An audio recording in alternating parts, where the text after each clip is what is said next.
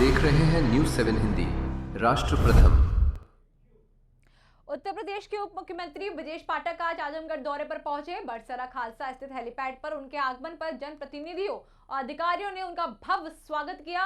इस दौरान उनके साथ प्रदेश सरकार के कई वरिष्ठ मंत्री भी मौजूद रहे, जिनमें AK शर्मा, सूर्य प्रताप शाही और गिरीश यादव शामिल रहे। दौरे के दौरान सभी नेता विजय बहादुर पाठक के आवास पहुंचे, जहां उन्होंने उनके स्वर्गीय पिता निधन पर गहरी संवेदना व्यक्त की। नेताओं ने दिवंगत आत्मा के चित्र पर पुष्प अर्पित कर श्रद्धांजलि दी और शोक संतप्त परिवार को ढांढसा बांधाया। इस मौके पर सभी ने दिव्यांग आत्मा की शांति के लिए प्रार्थना की और इसे अपूरणीय क्षति बताया। कार्यक्रम में स्थानीय जनप्रतिनिधि और कार्यकर्ता भी बड़ी संख्या में मौजूद रहे। परिवार के सभी सदस्यों को हम हमारे वरिष्ठ नेता जी के साथ हम सब उन्हें शोक संवेदना देने के लिए आए थे। पूज्य पाठक जी को हम सब श्रद्धासुमन अर्पित करते हैं। उनका पूरा जीवन समाज के लिए समर्पित रहा। भारतीय जनता पार्टी को यहाँ तक पहुँचाने में उनका बहुत बड़ा योगदान था। आज हम सब दुखी हैं और परिवार को इस बात का भरोसा दिलाते हैं कि हम सब इस दुख की घड़ी में उनके साथ हैं और ईश्वर से प्रार्थना करते हैं कि पूज्य पाठक जी को अपने सी चरणों में स्थान दे और परिवार को असहनीय पीड़ा सहने की ताकत। सर, परसों पूरे प्रदेश में पोस्टर लगा जिसमें अखिलेश यादव को रहमान डकैत से तुलना की गई। सर, समाजवादी पार्टी बड़ी आलोचना की कि भाजपा के पास कोई मुद्दा नहीं है। देखिए, समाजवादी पार्टी का शासनकाल प्रदेश में जब भी रहा है, हत्या, बलात्कार, दंगे, जनता ऊब चुकी है और जो कोई फिल्म या कोई साहित्य पढ़ते या देखते हैं तो उसकी तुलना करने लगते हैं। और आप सब जानते हैं कि आजमगढ़ सहित पूरे प्रदेश का क्या हालात था सपा के शासनकाल में। मैं कह सकता हूं, भारतीय जनता पार्टी की सरकार में, योगी जी की सरकार में आज अपराधी प्रदेश छोड़ करके चले गए हैं और शांति व्यवस्था, कानून व्यवस्था कायम है। इसी वजह से लोग तुलना करते हैं। समाजवादी पार्टी को अपने गिरबान में झांकना चाहिए। और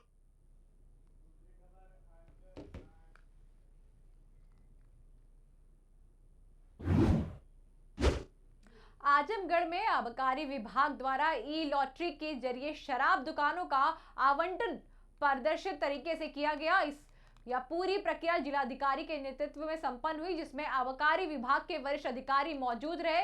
ई-लॉटरी के तहत कुल 11 दुकानों का आवंटन किया गया, जिसमें 5 देशी शराब और 6 कंपोजिट दुकानें शामिल हैं। इन दुकानों के लिए कुल 560 आवेदन प्राप्त हुए हैं, जो आवेदकों के भारी रुचि को दर्शाता है। पूरी प्रक्रिया डिजिटल माध्यम से कराई गई, जिससे पारदर्शिता और निष्पक्षता सुनिश्चित हो सके। इस आवंटन से सरकार को करीब 3 करोड़ 3 लाख रुपए का राजस्व प्राप्त हुआ। अधिकारियों ने बताया कि पूरी प्रक्रिया शांतिपूर्ण और नियमों के तहत संपन्न कराई गई।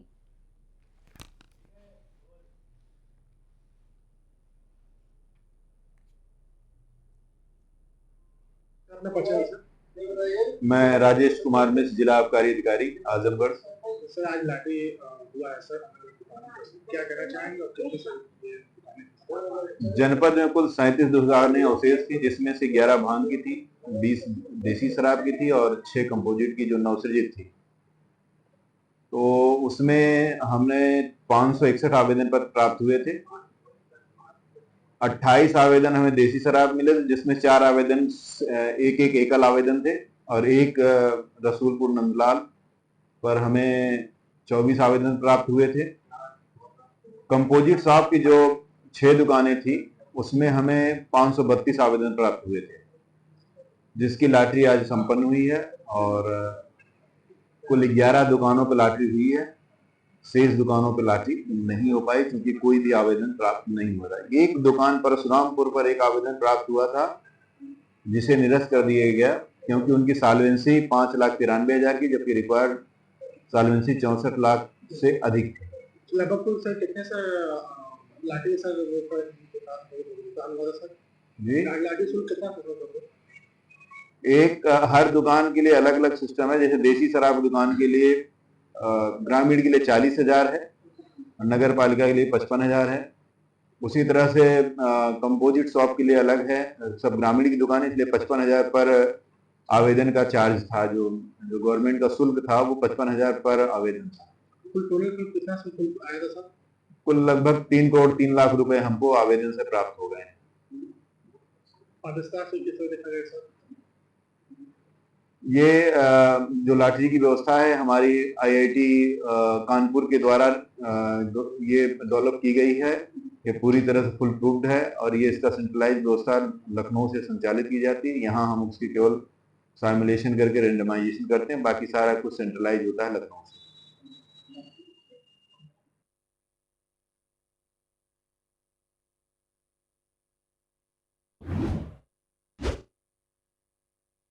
शहर से दिल दहलाने वाली घटना सामने आई है। महासू थाना क्षेत्र के गांव सुरजावाली में सौतेली मां ने 2.5 साल के मासूम बच्ची की पीट कर हत्या कर दी। जी हां, बताया जा रहा है कि मामूली बात को लेकर आरोपी महिला ने बच्ची के साथ बेरहमी से मारपीट की। गंभीर हालत में बच्ची को अस्पताल में ले जाया गया, जहां डॉक्टर ने उसे मृत घोषित कर दिया। घटना की जानकारी मिलते ही पुलिस प्रशासन जुट गई है कार्रवाई में। आरोपी महिला को हिरासत में लेकर वैधानिक कार्रवाई की जा रही है। इस हृदय विदारक घटना ने पूरे इलाके को झकझोर कर रख दिया है।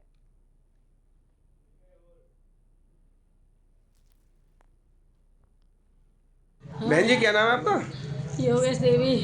ये क्या घटना हुई है? क्या घटना हुई है ये अभी जो हुई है? भैया मारपीट करे रही, दूसरी सौतीली माई मारपीट करे रही बालकन के संग में। 2 बालक है, एक छोरी और छोरा जो है खूब मारे रही, घर में बंद कर करके नैया ये नाम देख रही। ये बच्ची कौन लगती थी आपकी? मेरी भतीजी लगे ही। तो पीट के मार दिया? पीट के मारे रही, मुँह में कपड़ा दे दे के नैया बाहर आवाज ना जावे काई है। आपको आज कैसे पता पड़ी? मेरे भैया ने फोन करा, छोटे ने 4:30 बजे। जब 6:30 बजे हम आके लगे, हमें ना पता ही वो ऐसी डाइन लिख रहे कि रे सौ दिल्ली। सर, पासी थाना क्षेत्र में 2 साल की मासूम बच्ची की पीट कर हत्या की गई है, क्या पूरा मामला है? आज थाना पासू के ग्राम सुरजावली से एक बच्ची की मृत्यु होने की सूचना प्राप्त हुई। सूचना मिलते ही तुरंत पुलिस मौके पर पहुंची।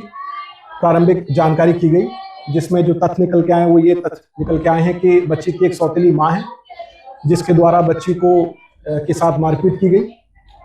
बच्ची की हालत बिगड़ी और उसे इलाज के लिए अस्पताल ले जाया गया, जहां पर उसे मृत घोषित किया गया। इस संबंध में आरोपी अभियुक्ता पुलिस हिरासत में है। अभियुक्ता के साथ पूछताछ की जा रही है। बाकी अभियोग पंजीकृत किया जा रहा है और अग्रिम विधिक कार्रवाई अमल में लाई जाएगी। क्या नाम है? मेरा विनोद कुमार नाम है। मेरे घरवाली ने पूनम नाम से मार के हत्या कर दी है और गर्दन भी तोड़ दी है, गर्दन टूट रही है मेरी लड़की की। दूसरी घरवाली आपकी?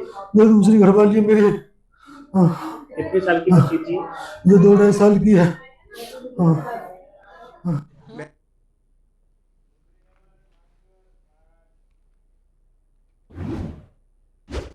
बुलंदशहर से बड़ी खबर सामने आई है। सर्विस लाइन टीम ने मार्च महीने में गुम हुए 122 मोबाइल फोन बरामद कर बड़ी सफलता हासिल की। बरामद मोबाइल में 3 आईफोन भी शामिल है, जिनकी कुल कीमत करीब 30 लाख रुपए बताई जा रही है। खास बात यह है कि यह मोबाइल अलग अलग राज्यों से ट्रेस कर वापस लाए गए हैं। पुलिस लाइन स्थित सभागार में आयोजित कार्यक्रम के दौरान सभी मोबाइल उनके असली मालिकों को सौंप दिया गया है। अपने खोए हुए फोन वापस पाकर लोगों के चेहरे पर खुशी साफ देखने को मिल रही है। इस कार्रवाई से पुलिस की सक्रियता और तकनीकी दक्षता एक बार फिर सामने आई है।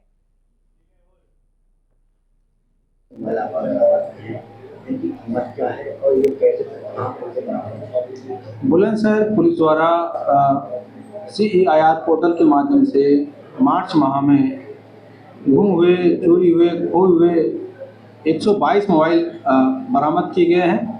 ये विभिन्न राज्यों में हमारी टीमें जाती हैं और संबंधित डिस्ट्रिक्ट में जाती हैं, वहाँ से मोबाइल बरामद करती हैं।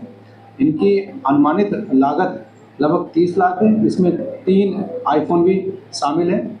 और सभी बुलंदशहर वासियों से मेरी अपील है, अगर किसी का मोबाइल खो जाता है, गुम हो जाता है, चोरी हो जाता है, निकटतम थाने में या मुख्यालय के सर्विलांस ऑफिस में CEIR पोर्टल पर अपनी सूचनाएं उपलब्ध कराएं। फिर हमारी पुलिस टीम इसको बरामद करती है। श्रुति की शादी की तैयारी शुरू हो गई? हाँ, और आज शादी के गहने भी लेने हैं। हाँ तो बस सीधे कल्याण ज्वेलर्स चले जाइए। कल्याण में अब मेकिंग चार्ज प्रति ग्राम सिर्फ 199 रुपए से। सबका कल्याण, है ना?